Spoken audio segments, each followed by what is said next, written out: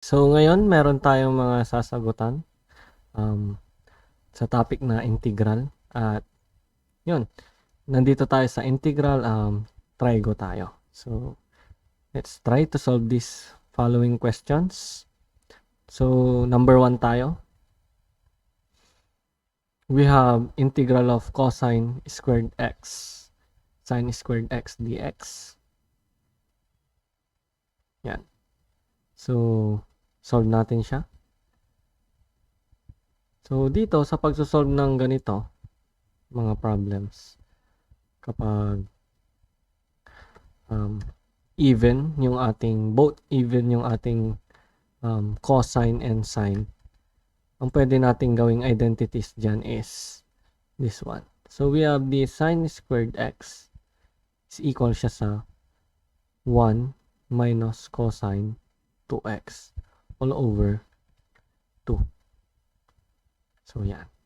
At yung cosine naman natin, we have cosine squared x is equal siya sa 1 minus, plus naman siya ngayon, cosine 2x all over 2.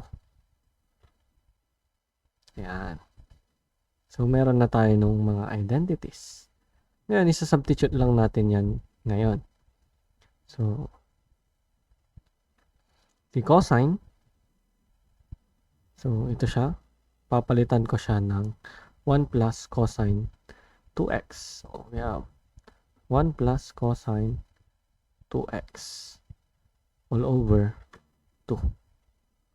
Yan. So, pinalitan lang natin si cosine squared x. So, ganun din si sine squared x. Papalitan din natin siya ng 1 minus cosine 2x all over 2. Then, dx. So, after nyan, pwede na natin siyang ipag-multiply. So, we have this 1/4. So, ito, 1/4, di ba? 2 times 2. 1/2 times 1/2. So, pwede ko nang ilabas yan kasi constant naman. So, 1/4. And then, let's multiply this one, ito, at saka ito. So, that is sum in difference. So, that will become 1 minus cosine squared 2x. Uy, even na naman yan ah. So, papalitan ulit natin yan into this one. Pero, ngayon is 2x na siya. So, mangyari ngayon is magiging na siyang yung cosine squared 2x is equal na siya ngayon sa 1 plus cosine 4x. Yan. All over 2. So, yan. And then, we can solve. Taas lang natin to. Yan. So, yan yung ipanalit natin. So, this will become 1/4. Then, 1 minus 1 all over 2 plus cosine 4x all over 2 dx. Ayan.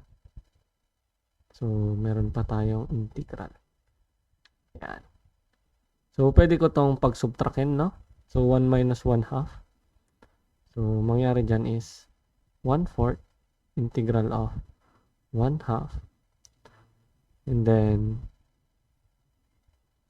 negative times cosine 4x all over 2. So, that is minus cosine 4x all over 2 dx. Which is, ito naman is, pwede na nating integral, no? So, our answer will become 1/4 multiply 2. So, madadagdagan lang yun ng x. So, 1/2 x minus dito naman is 1/2. And then, integral of cosine 4x. So, that is only sine 4x, di ba? Yan. Pero, meron pa tayong neutralizing factor na 4. That is 1/4. Then, I think okay naman na yan. So, plus C. So, pwede na natin tong i-multiply lahat. So, our final answer will become 1/4 times 1/2. So, that will become 1 all over 8x. Then, 1/4 times 1/2 times 1/4. So, ilan lahat yun? So, kopya lang natin si negative. So, that is 4 times 2 times 4. 8 times 4 is 32.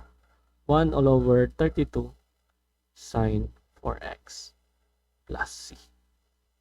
So, we got the answer.